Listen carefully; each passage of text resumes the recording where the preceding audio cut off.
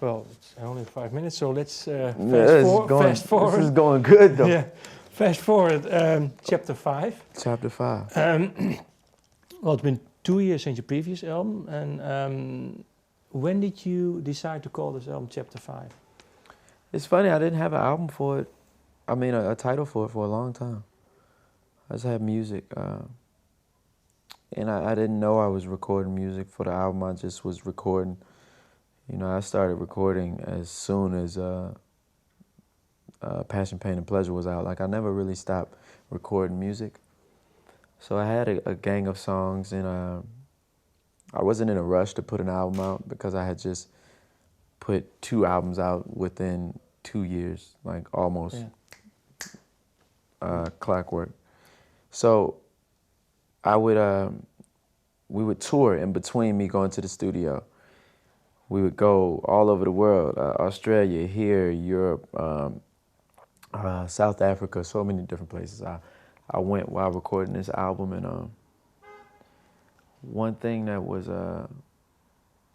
starting to be apparent to me was that I had been doing this for a while. There had been like so many things I could look back on. And this was an important chapter to me because I was learning so much, and my music was taking me so many different places. Although this was my 5th album, I was learning new things, and I was seeing new places, and new people were appreciating my music. So to name it Chapter 5 was, I think, a reminder for not only myself that I've been doing this as long as I have, but for the new fans I was acquiring. You know, because although I think the time lapse that it takes for an artist to become an international superstar over all boards is shortening. You know, back in the day, you would be huge in America, then you would have to, you know, take your time to be huge everywhere else, you know, and work your way back up. Right now, I think the internet is making it possible for you to explore all planes at the same time. And I think for me, it's happening in so many places. My album is like, I had my first #1 album on my 5th album. I had my first #1 R&B album in England on my 5th album. I've had my first top 10. I've done a lot of new things with this album and the album before. So for me, it was a reminder to my fans as well as myself that, you know, I've been doing this a while, and I'm still learning and still growing. How special was it for you to have that #1 album? Because your previous album, I think, went to #2. Yeah, both my previous albums. Yeah. Was it special for you, or?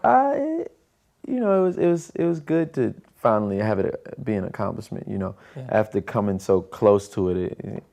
You know, the funny thing is that both of my albums that went #2 sold more records than my #1 album. And all in all, you know, I've always, because I've taken the humble, hard road to get where I am, status quos haven't really been very important to me. You know, I think it's a sense of validation for many others, looking on at an artist or looking on at any project or any award. But for me, it's like, okay, happy we got that out the way. Last question. Never Again, new single. What's the song about?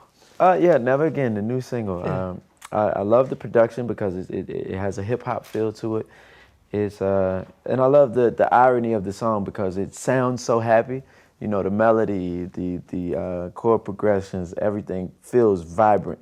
But if you listen to the words, you realize it's really a sad song. And it's about that point where you realize somebody that you shared something so intimate with, someone you were so close with, is now a stranger, someone you'll never see again, you'll never touch again, you'll never have those moments again. It's like that moment of realization, like, wow, never again. Like, never's a long time.